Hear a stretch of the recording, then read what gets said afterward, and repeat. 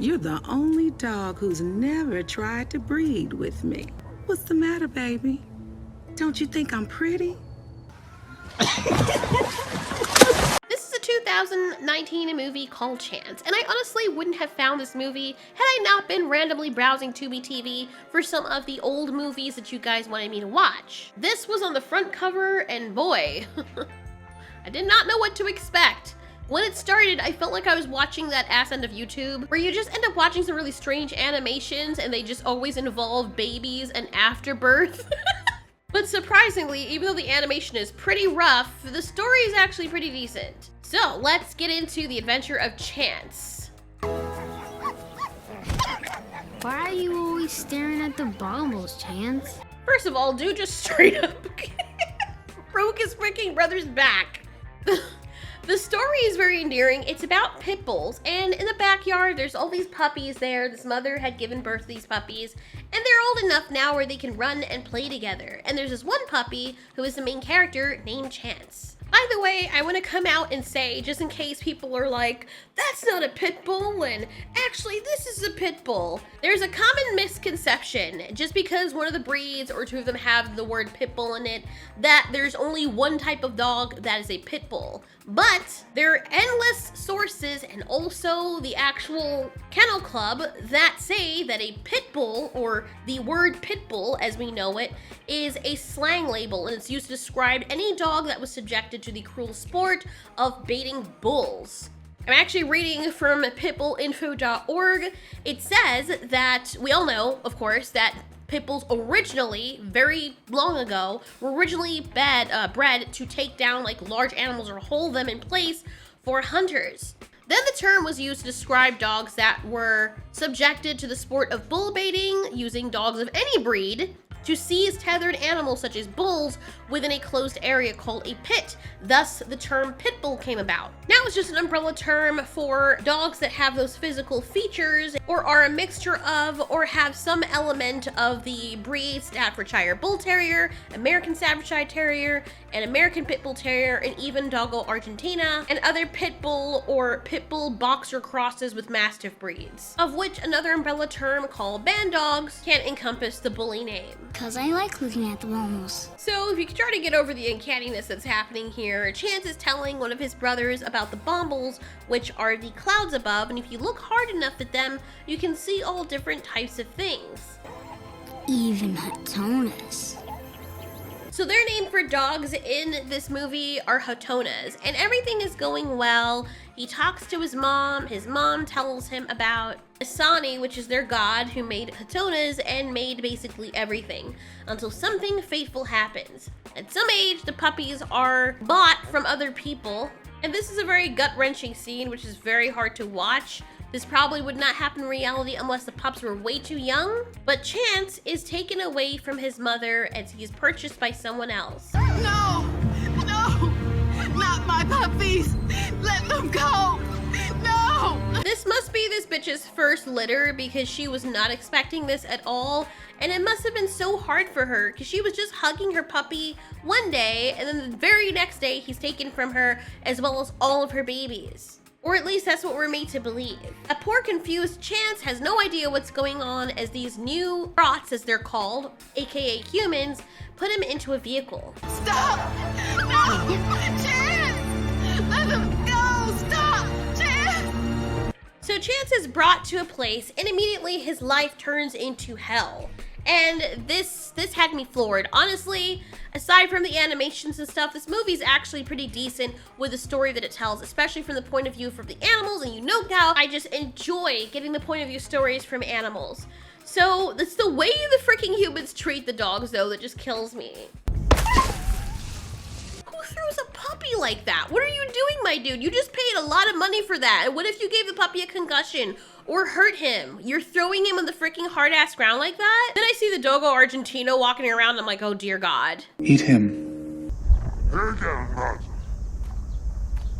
I love how this movie really facilitates the experience of you seeing things from the dog's point of view, because as I would imagine, dogs, especially as they're growing up, can't understand the majority of what humans are saying. What is sad is that there's no warm hand, there's no hug. It's clear that the only reason this douchebag bought this poor little puppy was to use him as a tool. But good grief, the treatment just doesn't make any logical sense for a business point of view. Cause you know, even if you didn't want to give the puppy any love or have any emotional attachment to them, not even people who are hunting or raising animals for food treat their animals like this.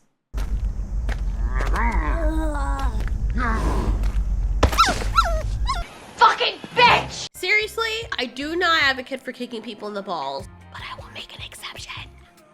I will put a spiked blade on the tip of my freaking shoe, and I will put a weight on the bottom of it. So when I swing my foot, it goes all the way back, and the momentum will carry that blade straight up in between that person's nether regions and split them all the way up to the skull. Dial it back a notch. So he is forced to survive here, and he makes friends with this girl pit bull called Sugar. She is so kind to him, and she says that crying won't do him any good, but it's so sweet to see how she cares about him, and she does end up becoming like his crush. I didn't know when I first watched this that this movie was gonna have so many adult themes, but I love the darkness of it. There's something about dark movies, especially animations, that I like. And because of the story, the voice acting, and the characters, I'm able to overlook the uncanniness of the animation. My name's Chance. What's yours? Sugar. So he and Sugar become really good friends, and she tells him it's not a fun place. This is a dog fighting yard.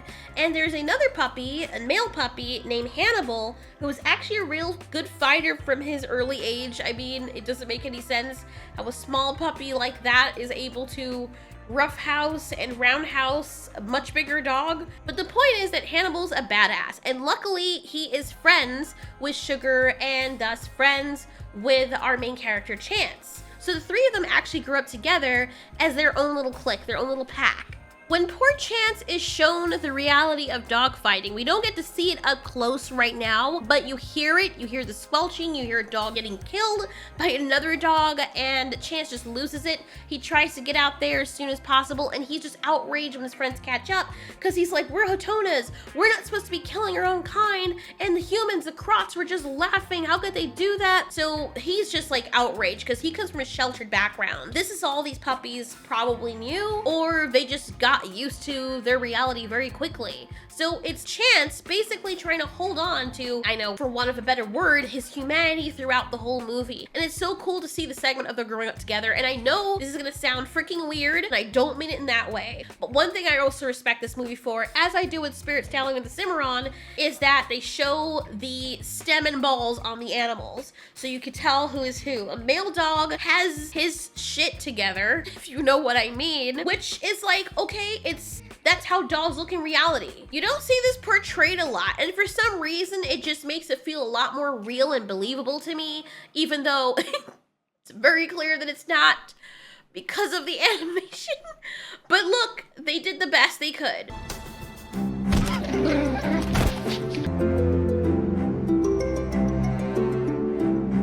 This part was so adorable, and at first I was kind of confused as to what was going on. I'm like, did they glitch? But no, Sugar is so into Chance. Like, she's the one chasing him throughout the whole movie. And even when they're kids, after Chance gets his ears cropped, she's just like looking at him all googly-eyed. And she's always seemed to have a thing for him, and you can see it clearly here. It's like a recreation of the whole Lion King situation.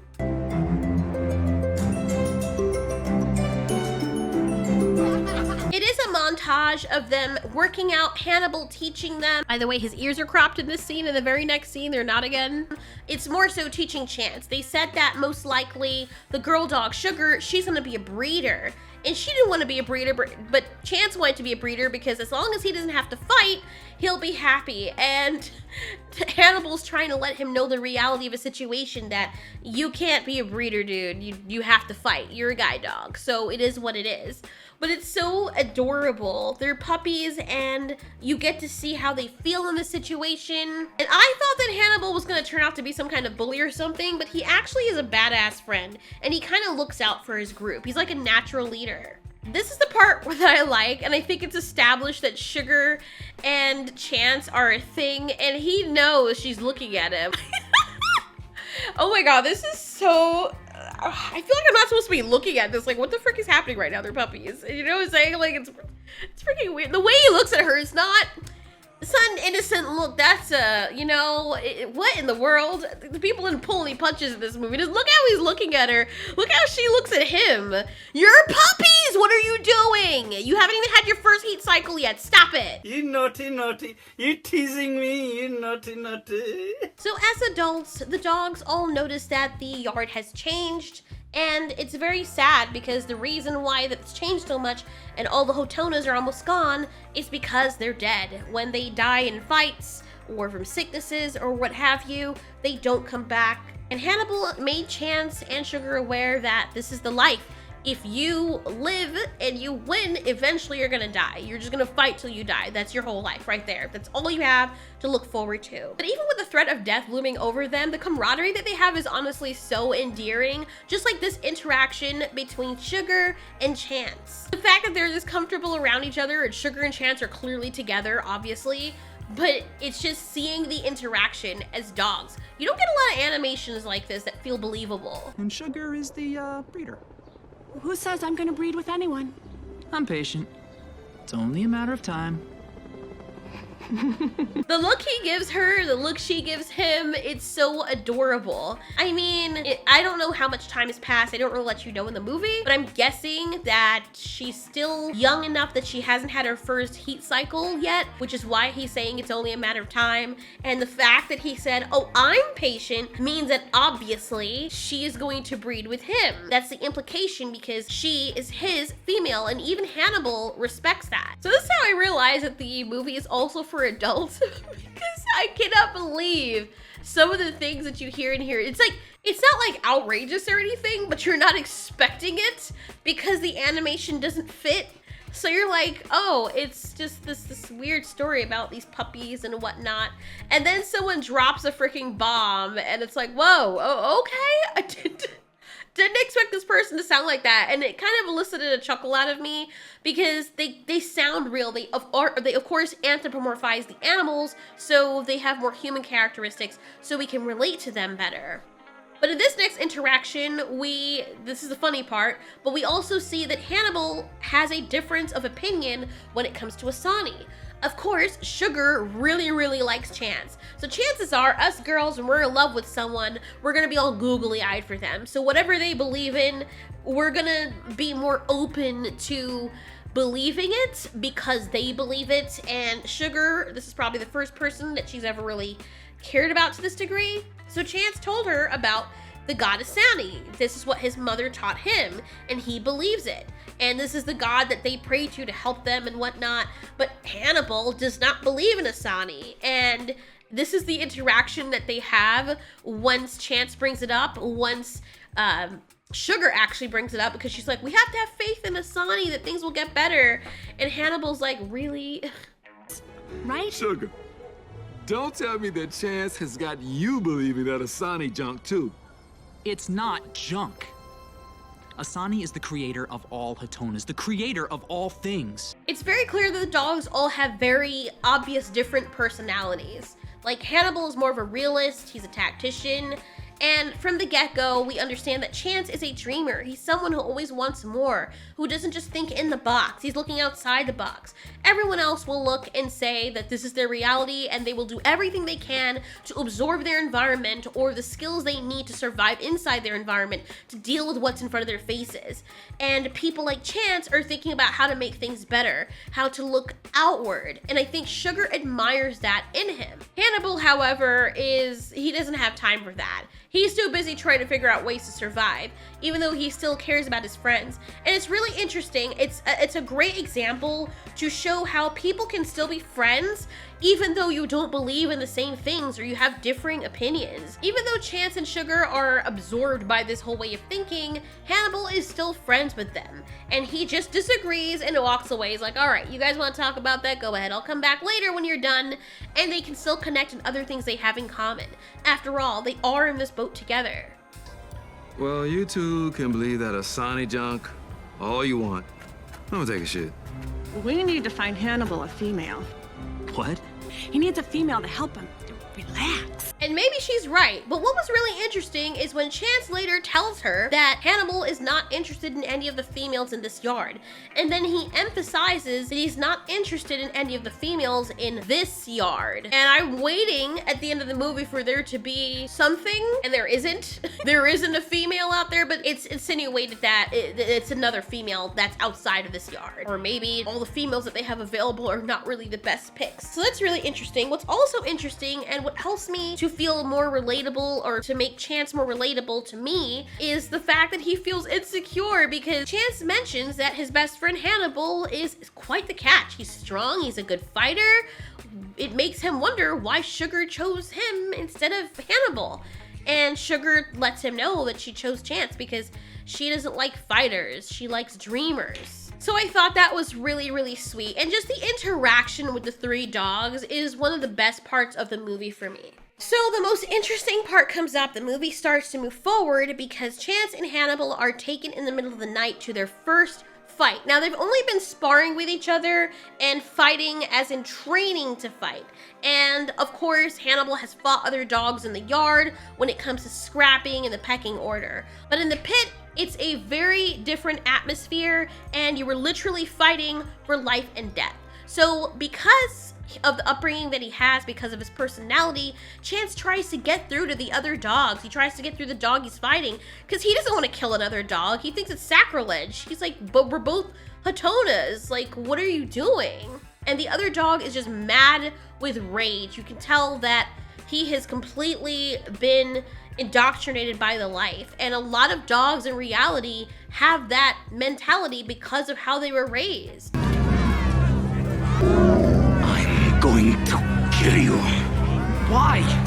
We're both Hatonas. This part was really sad when he said that, and honestly, I've already fallen in love with Chance since he was a puppy. They did a great job at building this character up so that you fall in love with him, so I don't want anything to happen to him, and I don't want him to kill another dog, especially for his sake, because he's so pure and sweet, and it's so unfair that such a sweet dog is put into the situation. Like, all of them start out that way. Of course, there are dogs that are predisposed to certain temperaments, like the Dogo Argentinos. They require a very firm hand to, you know, make them okay around other dogs, and even that is a struggle because of how they were bred and what they were bred for. There's just certain breeds that are just predisposed to that. But can you imagine a puppy starting off and you have that responsibility to infuse that puppy with behaviors that are stable, that are acceptable in dog society as well as human society, and you just bring out the most powerful parts about that dog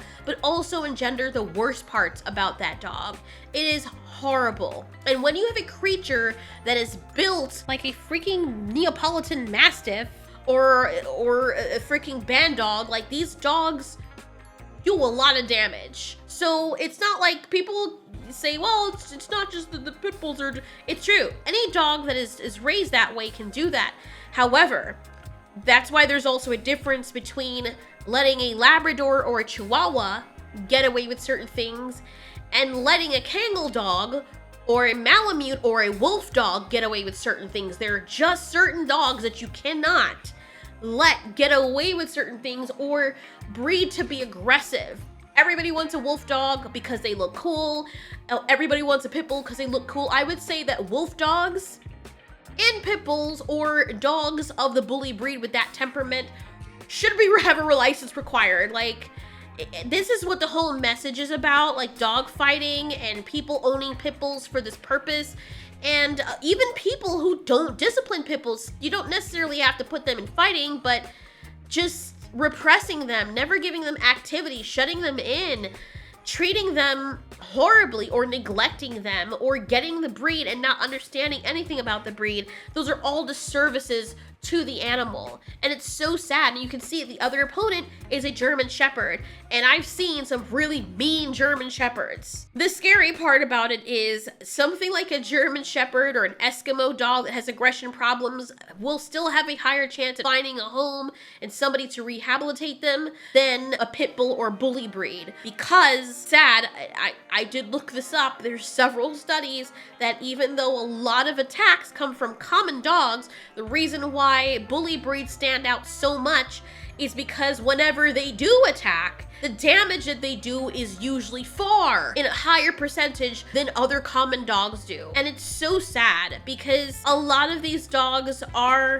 sweet animals. They're powerful animals. And it's sad because people, and understandably, want to ban the breed because I don't think it should be outright banned. I think there should be like a kibosh on it. Like only certain people are allowed to own it. Like a firearm is a completely different situation, but you wouldn't give a mentally ill person a firearm if they have a history of mental illness. But the firearm is also not going to jump the freaking gate or dig under the fence and go maul a child. It's not going to get up and have legs and go maul people. A pit bull or a dog will. And it sucks. When I volunteered at the shelter, 96 to 98% of the dogs that were in there, including the puppies, were pit bulls or bully breeds. And people just could not control them. They usually have aggressive problems. You go in there, the dogs are fine, but they can't get along with other animals because they attacked another animal, they attacked the child. But then they have these dogs that don't walk them, or they try to fight them, or, oh, they're so cute, look at how he's growling at those people across the street, that's my boy. And I'm like, dude, what the hell are you doing, dude? What are you doing? It's like having a T-Rex and being happy that it's growling at people because it's a freaking T-Rex. It's so sick. And it's good that this movie came out because it showcases and highlights what it's like. I mean, of course, a lot of it's dramatized for the sake of entertainment, but what the fighting world was like. These dogs were bred. They have a long history throughout their DNA and the mixing of their blood, bred for the temperament of being able to fight, the physicality of being able to fight. And what was more frustrating is what I read about this movie. People were complaining that this movie was too dark and they said that the message got lost because of how dark it was. Excuse me? And then they rated it badly for, okay, aside from the animations, if they're going off the animations, I'm like, the models are actually pretty good, but I get why some people would feel like their eyes are having a seizure when they're watching this. But I think that I look beyond that, and I don't think the message is lost because you connect to Chance so much, and he wants more. He wants to be happy. He doesn't want to kill a dog, and he's punished for not killing his opponents. He's seeing this aggressive dog wanting to fight him, and he still doesn't want to fight him. And I've seen dogs like this. I don't want to hear that shit, dog. Get ready to die! So Chance doesn't kill this dog, and he is punished for it. He's not only put into solitary confinement, but he is also beaten. The rage I felt watching this movie, oh my god. I was holding onto the inside of my jaw. Oh my god, I wanted to break my freaking skull open. How enraged I got at these freaking disgusting crots. And I'm glad that's what the dogs call them because it's hard to call them human beings. Chance meets an old dog with cataracts who is going to be put down tomorrow because he turned away from a fight. He straight up lost and didn't want to kill the other dog, or I think he turned away from the fight altogether. Like he didn't even want to fight at all. So they're like, all right, you don't want to fight? We'll just kill you then. He's also a bully type breed. And he talks about a place called Haven where dogs could be happy, but there's no dying, no starving, no hurting, nothing. They can just be happy. And he always wondered if a place like that exists, but he believes. And so, because Chance is a dreamer, he also believes. Later, Chance gets out and he tells Sugar and Hannibal. They're so happy to see him because they were worried about him. He was locked away for a while, but Hannibal doesn't believe him. But he makes a plan anyway and says, like, okay, you don't want to come with us. We'll come back and get you later once we show you that it exists. Kind of sad because Hannibal is more scared of what's out there than scared of what's in here because this is all he's ever known. Every night's like Shawshank Redemption where Chance is digging and Sugar is keeping watch until Chance is almost under the fence. Unfortunately, a human comes right at the time and sees him trying to escape. Run, Chance! No, Sugar! We're leaving together! There's no time, Chance! You run! It's so heartwarming to see that this bitch is ready to go down for her man. It doesn't matter what's happening. Sugar is there for Chance. Chance doesn't just protect her. Hannibal protects Chance. I mean, they're really, really good friends. And the fact that Hannibal and Sugar attacked the human just so that Chance could get away, they're freaking friends for life. Sugar gets hit and Chance wants to go back and save her, but the human takes out a gun and tries to kill him because I don't know. I don't even know. I spent lots lots of money on this dog, and he has the potential to make me more money, but let's shoot him. Instead of going out there and trying to get him. Like, what was he gonna do? Shoot him? Spend more vet bills? Are they making that much? Are they drowning and swimming in a river of money that they can dish out? I don't know. Maybe they figure they don't pay a lot for pit bulls anyway, so they could just get another one, but you've already invested in this dog and fed it and whatnot, like made bets on it, now you're just gonna off the dog? It just doesn't make any freaking sense, bro. So Chance gets out in broad daylight, and first thing he does is causes an accident because he has no concept of what cars are, and he ends up meeting a stray dog named Mutt, who he threatens to leave his food. So the Mutt's like, I'm not a fighter, boy, I'm a lover, don't worry, you know, and he leaves. But then after, it's like Chance feels badly about what he did and says you can have it. But I think he really did that because the food smells bad. The dog was eating from the garbage, and Chance isn't used to eating that. But I think part of him realized, you know, I don't want to carry what I had to do to survive in there out here. And you could actually see that growth in him, that he was willing to be like, get the frick away from the food.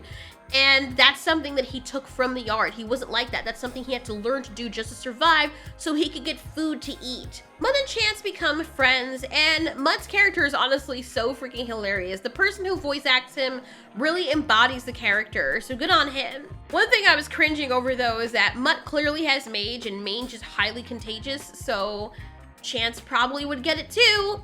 I doubt Chance has any distemper or parvo or rabies shots either.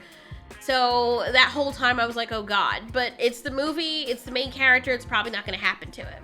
Mutt shows him the street life. He asks him about his female. He's like, dude, I know you're missing your female, but we got lots of females available. They're easy to breed with, dude. Like, they're just walking around free and ready. Chance is like, no, I only want sugar. And he's like, all right, bro, whatever. Just trying to give you options. Mutt's a real friend though, because I think he realizes that this is a fighting dog, so that would make a great bodyguard or a great friend. However, later after Mutt tries to tell him about the humans and how to learn to be sneaky, Mutt actually puts his life on the line to help Chance get away. Unfortunately, when those people go after Chance, I'm thinking it's the people from the yard that came to find him, and they're chasing him down with this truck. The stray dog leads them away, but they don't want him, and Mutt didn't realize that was the case, so they go right after Chance, tranquilize him, and end up taking him back. And I was freaking crying inside because he just got away and he is brought back, until we realize he's not brought back to the yard he came from with Sugar and Hannibal. He is brought to a completely different scrapyard. The sad thing is when he wakes up, he is in the middle, half asleep, in a pit fight. Like, how can you tranquilize a dog and then put him in a fight immediately? What are you doing? That doesn't make any sense from a business standpoint. Oh, I found a stray dog in the street. Let me trank him. And while he's half asleep, let me put my dog out there so I can try to win a bet, unless it's a whole scam thing and they're trying to rig it or something. It doesn't make any sense. So because he's beyond frustrated, he ends up beating the crap out of the dog, and he is in the same position he was before, where everyone is chanting for him to kill. He knows that word, and he doesn't. When he is placed in solitary, he cries out to Asani, probably beaten as well. He cries out to Asani, and he's like, what happened? Why didn't you help me? I thought you were real. I guess you're not. And it's a very real human moment right there, because reality just keeps slapping him in the face and beating him down. And you watch this bright-eyed dog go from being a dreamer to starting to kind of wallow in despair. And even still, there's a flicker of his light still lit and believing that things will get better. What happened, Asani? I believed in you. I prayed to you. Damn, chills. Voice actors are really, really good. I feel like I'm watching, like, I don't know, not an anime, but sort of an anime, sort of. That's another thing I have to, again, get to Weed or something. There's a dog anime with this dog named Weed, and I started watching it and I didn't finish. I really want to go over his mother's like a white Shiba or a Shenuken dog. I really have to go back and watch it, because this kind of reminds me of that a little bit. It's like a mixture of anime and some other cartoon I've watched in the past, but the voice acting is done so freaking well, and it really helps to sell the story, as I said, and the acting. I know I keep repeating this, but for in case people skip around in the video and you happen to land here, give it a try. Try to look past the animations when you see the story, especially if you like animals. Someone said they're gonna take it with a grain of salt because I like animals, but really and truly, if the voice acting too was creepy, I would have been like, okay, so this is kind of freaking weird. Message is still there, it's a bit rough. And the only thing that's rough, I can say, is the cuts that they do in between, like the little cinematic grayscale cuts. I feel like they're just using for filler, and the jitteriness of the animation itself. After he's let out of solitary, he is thrown in with this Rottweiler that has a lot of scars on his face named Thor. Thor is very rough and tough, and he's an expert fighter. He is put there to toughen other dogs up and to train them. Thor doesn't want to make any friends. He doesn't have any friends because he's like, you're gonna die anyway, dude. So it's like he's trying to disassociate himself from Chance, but over time you can see that he can't help but like Chance. And Thor just trains him to be stronger and stronger. Turns out that at his yard, as Chance said, yeah, we trained with his friends, but it was never as arduous as this. Like, this is a whole different level of training. Like, back at his yard was level 20, at this yard it's like level 70.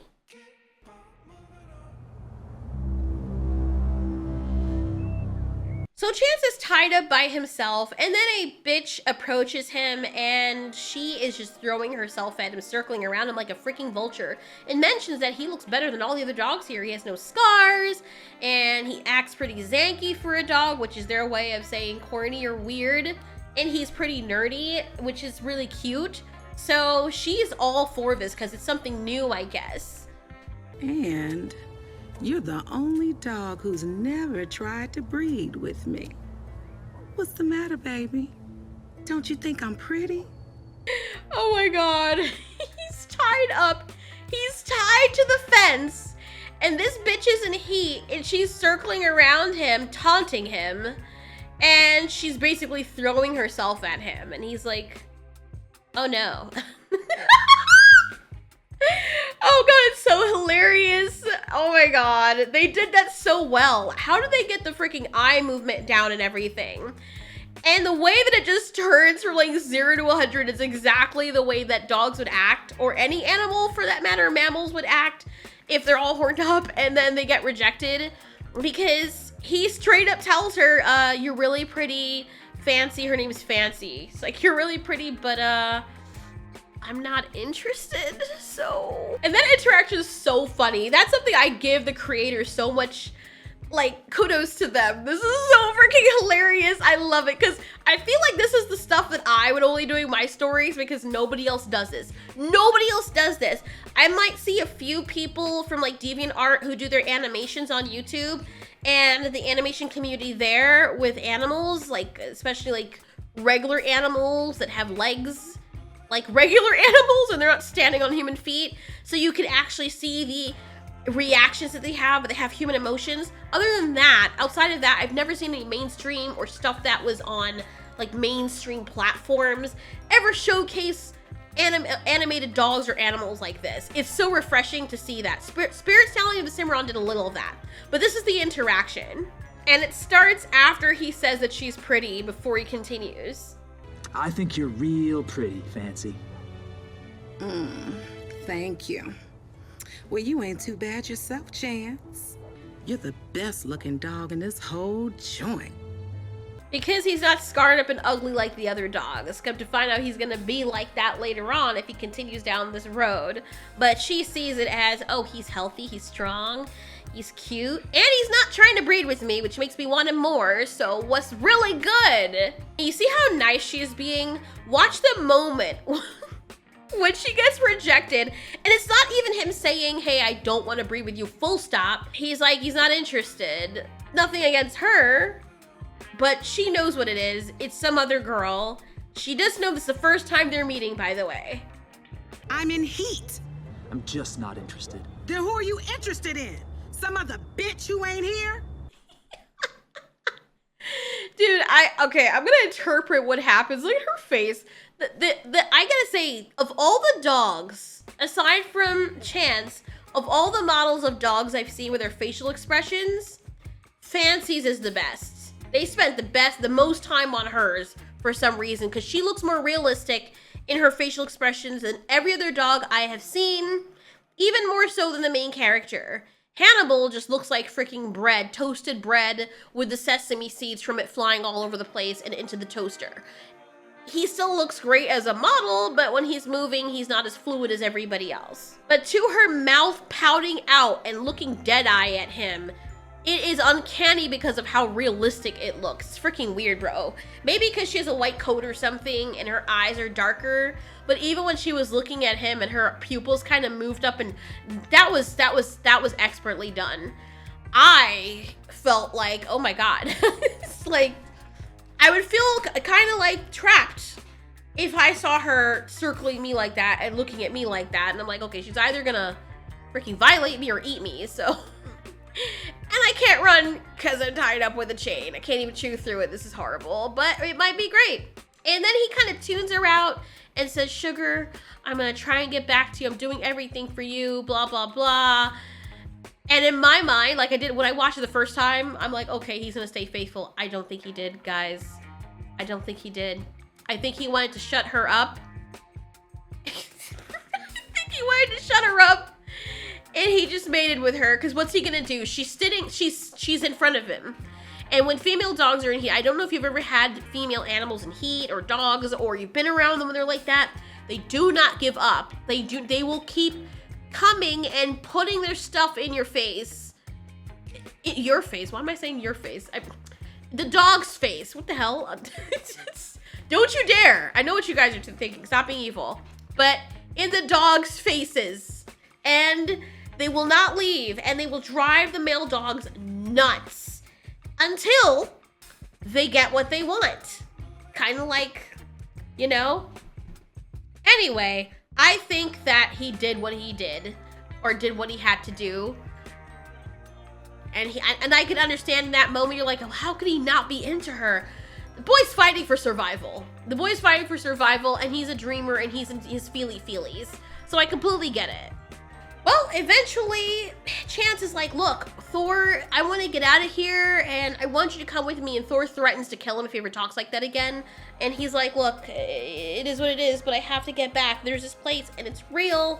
So Thor sees him while he's taking a nap, escaping, and he actually lets Chance escape, gives him a nod, like, go ahead, I'm not going to chase you down, do what you gotta do.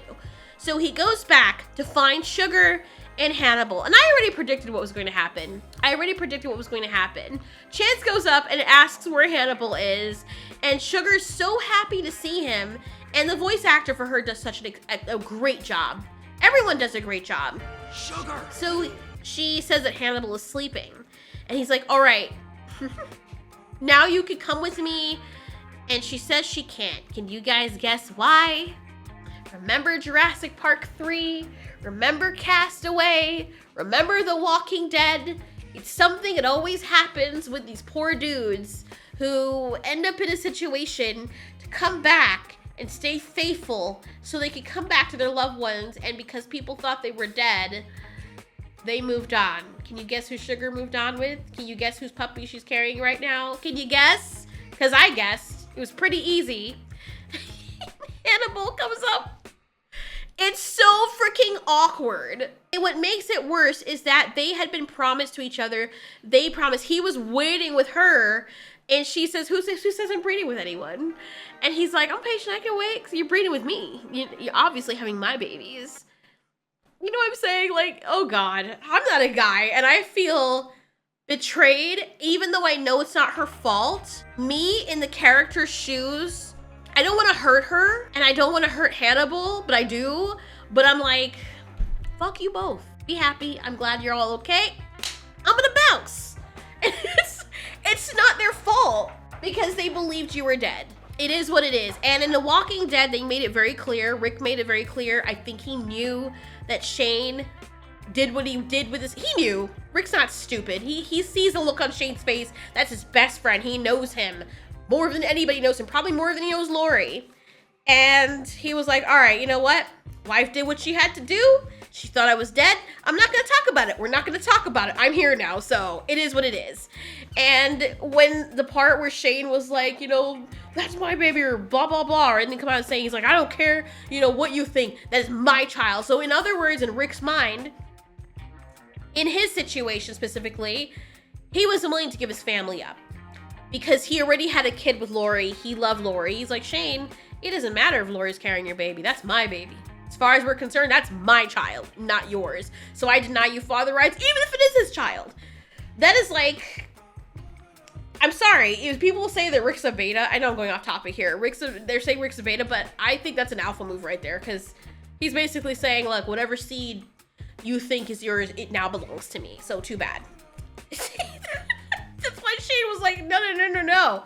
But in this situation, Chance and Sugar had not had puppies yet.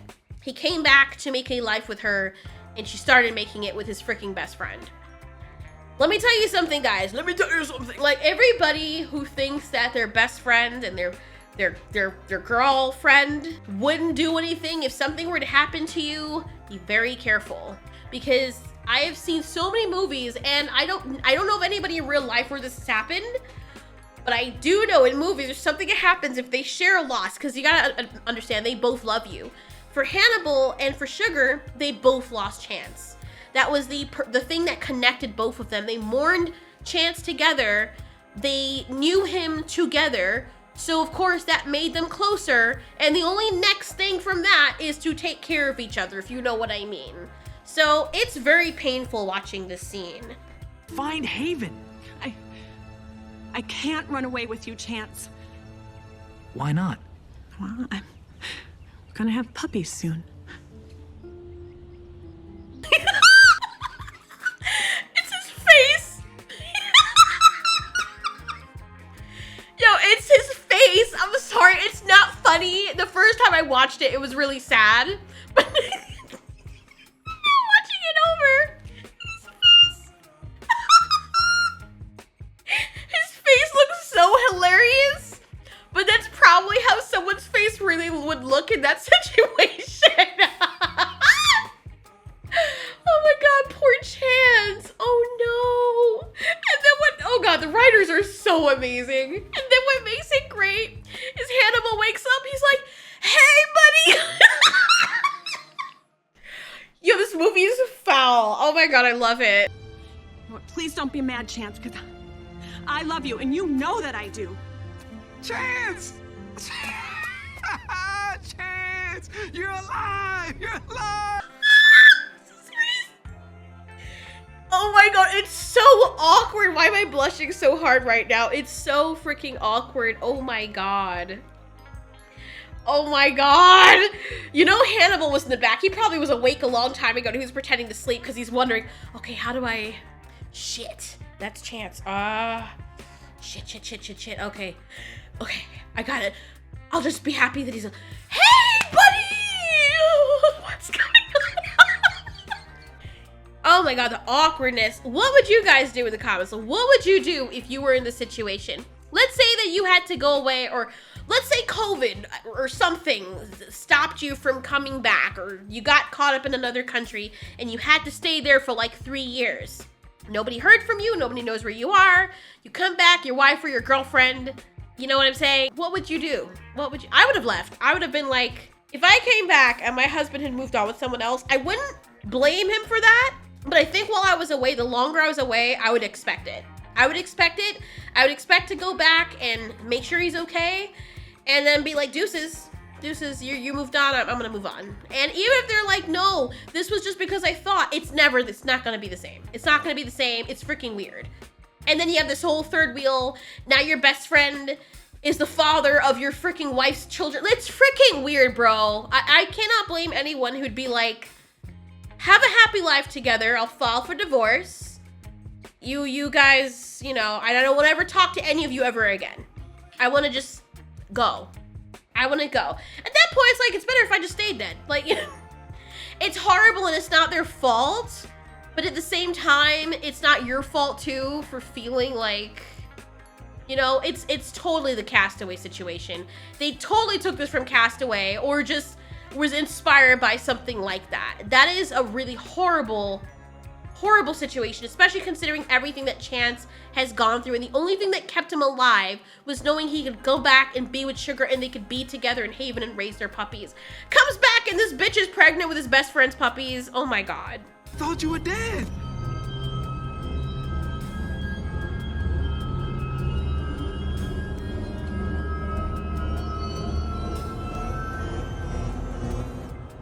Oh my god.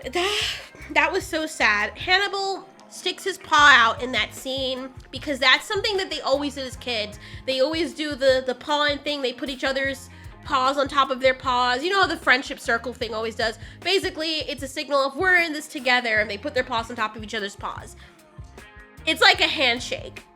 And I can imagine how awkward this must feel for Hannibal. You could see in his face as much as they allow for in the freaking weird-ass animation. Which is actually not as horrible as you think. But you could tell that Hannibal feels horrible.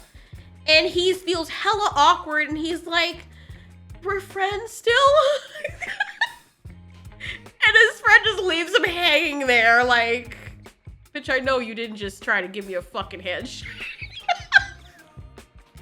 I can imagine. That was horrible. Like I said, this movie's freaking great. You don't expect it to go to these areas. It's so dark. It's so dark, and it gets even darker. In the streets, dogs are referred to as dogs by the humans. And even Chance's mom had taught him, we're not dogs, we're Hotonas. Dogs are what humans call us. And I think it's like a derogatory term for them or something. And so whenever someone said he was a dog, the other fighters call Chance a dog. They call each other dogs. And he's like, I'm not a dog. You know, it's like a slur, sort of. And when Chance runs away, I thought he was gonna kill Hannibal. Hannibal's behind the fence, so he can't do anything. He just runs away from both of them. And they're calling him back, and they both feel awful. It's an awful situation. Chance is heartbroken. Of course, he feels like there was nothing else to live for. Like, what is he gonna do? You know, like, that was his whole thing. And I'm thinking to myself, Chance, you could find someone else. But that, he grew up with her. That was his whole dream. They did this together. He feels betrayed. So he purposely gets himself caught by these people who apparently are NPC characters that do like these little A to B point circles, or not circle, A to B point. What do you call it again when you march back and forth and you can test the pattern of the NPC to see when they're coming and where they're gonna be? It seems as though this specific road, these people are always on this road looking for dogs, or they just are on this road. Like how? I don't even know why. Maybe they're just patrolling, probably trying to steal other people's dogs. Maybe they were out looking for him because I think he had just left. So they're like, we're looking for him anyway.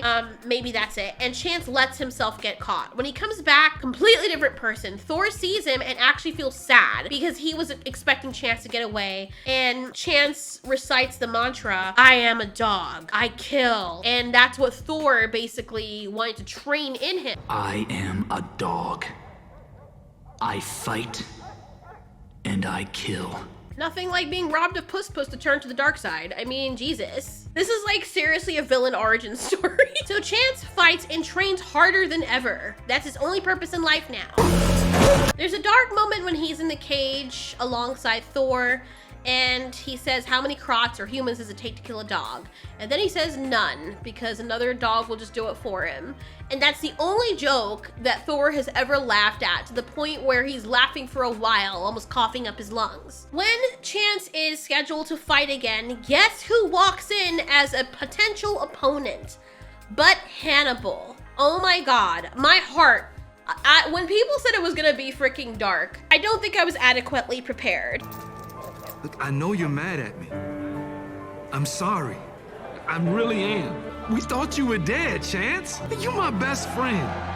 I never do anything to hurt you. This part was honestly heartbreaking as Hannibal tells Chance this, because I didn't know what was going to happen. I thought it was going to be like a Fox and the Hound situation where they were going to end up fighting, and that would have broken my heart. And basically, Hannibal tells Chance straight up, I'm not fighting you. I'm not gonna fight you. Eventually, Thor, Hannibal, and Chance are standing together, and they say, well, Thor tells them, last dog standing. We're gonna have to not only fight each other, but only one dog is left standing. And he tells them that. So they're all gonna have to kill each other, and Thor at this point is considered Chance's friend. Thor doesn't know it yet, but he does accept it later that you're my friend. And it's so freaking sweet because Thor is put up against Chance's friend and he shows his neck on purpose and he tells Chance, goodbye, friend, as Chance is looking on and he watches as his best friend Hannibal kills Thor, or Thor lets himself be killed by Hannibal. Thor would have easily won that fight. Thor is the best fighter out of all of them. He would have freaking bodied Hannibal, but he let himself get eaten because I think he was just tired of the life, and he had heard previously in confidence Chance telling Thor that as much as he wants to stay mad at Hannibal, he's his best friend. He's the best friend he ever had, and he can't see himself hurting him. I think Thor let himself get killed so that he wouldn't take that from Chance. So the time comes, and of course, Chance, they're put in the ring against each other, and Chance, you know, he doesn't want to fight Hannibal, and Hannibal's like, I'm not going to fight you. I'm sorry about your friend, but I'm not going to fight you. I refuse to. And Chance kind of charges at him a little bit when they tell him to go, but you could tell he's like fighting himself. He's like, I don't want to fight my friend. And the both of them are just staring at each other, just looking into each other's eyes, and this scene is so powerful. You guys are probably laughing at me because the animation, you probably think it's ass. I think the models are actually pretty decent. They move kind of wacky. I get that. But the story, when you become so invested in the story and the characters, all of that just falls away. I'm telling you, like, Minecraft is an example. When you have something with good substance, even if it looks like ass, it can really be something enjoyable if you make the audio and the voice acting and everything else okay. Like, that's what we started. That's how video games started, I believe. Weren't they like text only? But it's really a moving situation, and as they refuse to fight, they're placed in lockdown. And Thor, when he was alive, had told Chance about something called the Reaper. It is death. For dogs who are the best of the best, eventually every dog will have to face off against the Reaper. And Chance asks if it's a dog or death. Thor says it's both. So I'm like, is it a wolf? Like, what the heck is he talking about? Hannibal has to face off against this freaking beastie ass dog that looks kind of like a metropolitan, but it's not. It's some other mastiff breed.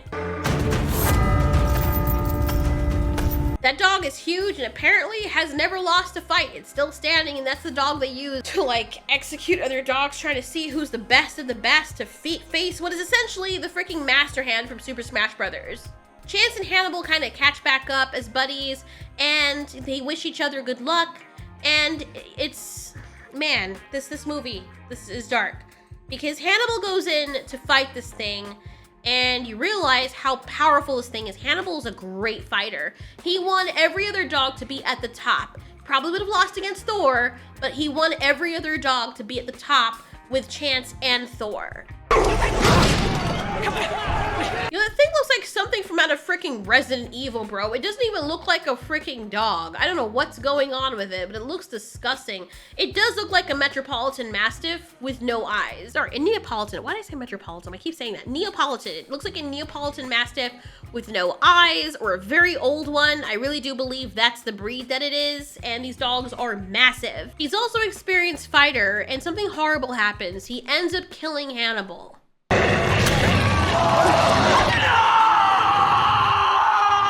The amount of stress that this guy's gone through, he just lost a friend, a new friend. He considered Thor a friend, and he told Thor that. Even though Thor didn't reciprocate right away, he had told Thor that. And to immediately lose his best friend, basically his brother that he grew up with, from they were puppies, who helped train him and helped him survive, like, that was heartbreaking. That was really heartbreaking. Jesus Christ. Jesus Christ. It was freaking depressing. So then Chance goes up to fight this thing, and he remembers Thor's words to say, act weak when you're really strong. So the Neapolitan Mastiff throws him against the cage like he does, and of course he thinks that he's weak, going in for the kill, and Chance goes and grabs the jaw and defeats the Mastiff. But because of who he is, Chance refuses to kill the Mastiff. He's lying there, and he's like, no, I'm not. To this day, like, I don't think he's actually killed anyone because he just refuses to kill. This, of course, upsets the humans greatly.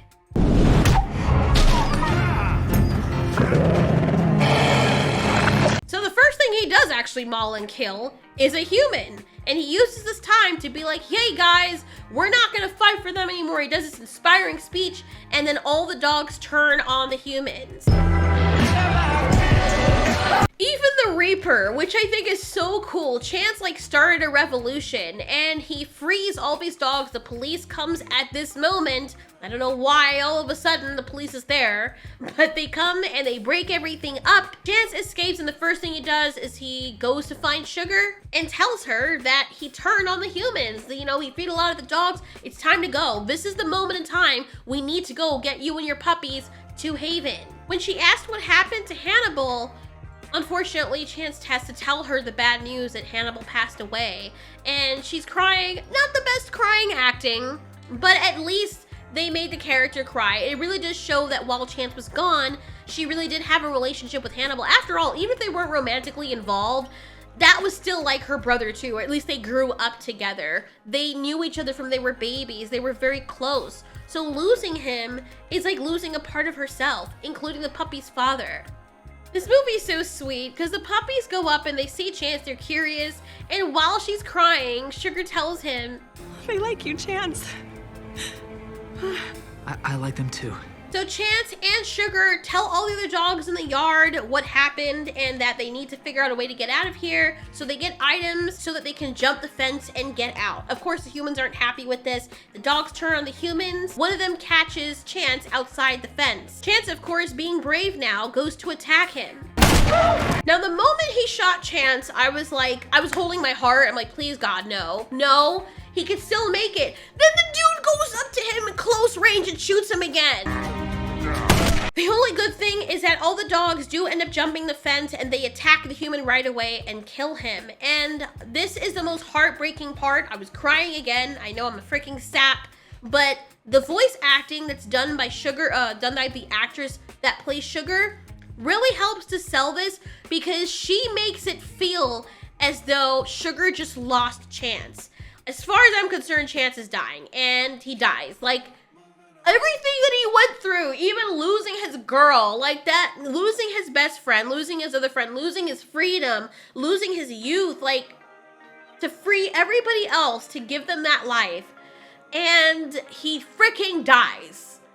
And the way that she was screaming, usually you don't hear people act like this in the media, like main media movies. Everyone, when they lose someone, they're like, oh, no, like she was crying only moments ago. But she really honed in something in this specific scene right here. It's so gut-wrenching.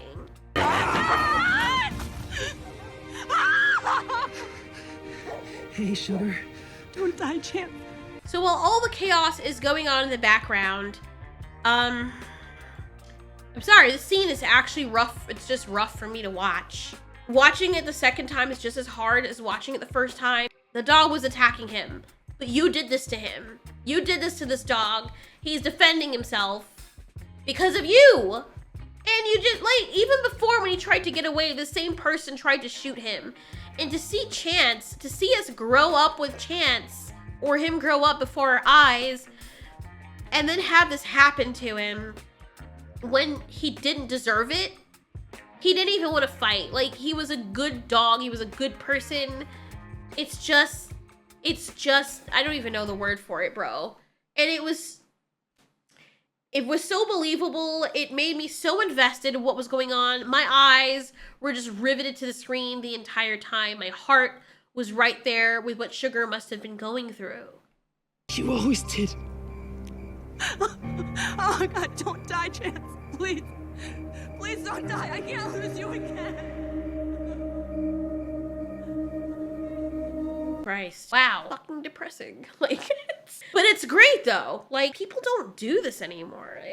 I miss, it's one of the reasons why I love anime so much. Because anime, more than mainstream media, will still be willing to showcase darkness. And I don't understand why a lot of that's banned in cartoons in America. And they show it in the movies that's more realistic. It's just really pot calling kettle blacker. It's just weird. I don't know. And then Japan seems to be the opposite. Where like in real stuff, I mean, they're better with it now with some things. But like, oh, in the anime, lots of blood. In the real life, no. It's like, what are you doing? It's just weird. And I do like that they took the liberty to show everything as much as they could. It's rough. I did not expect Chance to die. But Sugar makes it, and she does end up finding Haven. Poor Chance didn't even get to breed. There's a little montage of their life flashing before Sugar's eyes, or his eyes as he is dying.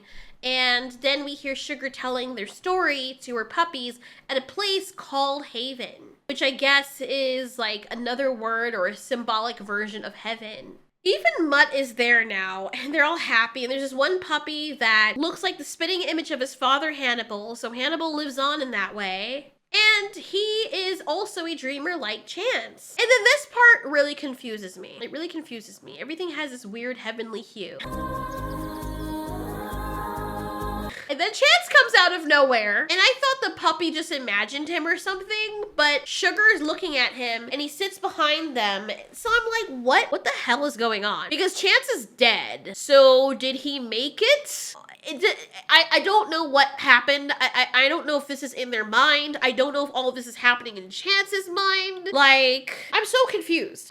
You know what I think? I think that this is how Sugar imagined it would be, but because Mutt is also in this imagery, I think that this is what Chance is imagining happening as he is dying. Imagine that Sugar made it there safely with her children, which is highly unlikely. But let's say she did. He imagines Mutt also, who he got separated from, ending up there as well. And he wouldn't imagine Thor and stuff because that's not reality. That's not what he hopes for, because Thor is dead. Hannibal's dead. He's imagining them being safe. His two friends that he has left alive, he's imagining them being safe in Haven where everyone's happy. And it's closest that he can figure Haven is with all these other dogs and stuff. And I want to believe it's real because Krots are there. Because I know that he believes there's good Krots, but the way he hates them so much, it's hard to believe that in his image of Haven, he would imagine Krots there as well, petting dogs or serving them. But maybe that's the way it's intended to be. So, but I really don't think Chance is alive. And I think that they added that in to try and have like a happy ending, but I honestly don't think it was the real ending, in my opinion. Feels like an alternate ending of sorts. But this movie was amazing. I really enjoyed it. I would want to watch it over again, and maybe you guys are right. Maybe part of it is because I really love animals, but I do like the message that it spreads. I don't agree with the critics when they're like, oh, it's too dark. The messaging is, it's too dark and the message gets buried under it. No, it doesn't. If it gets buried, and you were watching the same movie then, because it's clearly showing what these dogs go through from a more human lens, but that was along the same lines of Bambi. I mean, that was the whole reason why they made the Bambi movie in the first place. This does exactly that. It adds a little bit of comedy elements. There's darkness to it. Was it the perfect movie? No, definitely not. There were a lot of things that could have been better, but for what they had to work with, I think they did an excellent job at not only the story and the characters and the character building and this world building, which you only see a small section of it because it's all the dogs know, but they do a really good job with the message as well. Maybe it's just my opinion. But guys, Chance is an excellent movie. I would want to own it. I'm gonna look and see if I can buy it. I know it's strange, but I would want to own it just because, yes, it's dogs. But you can see it on Tubi TV. I'm also gonna provide a link to it with Amazon. I understand that there are people who can't watch it because it's not available in other countries. I don't know why that is. Maybe because of the type of animation it is, which is really not that serious. Like, there's hardly any blood in it. It makes no sense. But you can see it via VPN, I guess. And yeah, I really hope you guys enjoy it. I did enjoy it. I liked it very much. Thanks so much for watching. This has been Ulturi. You asked, we answered.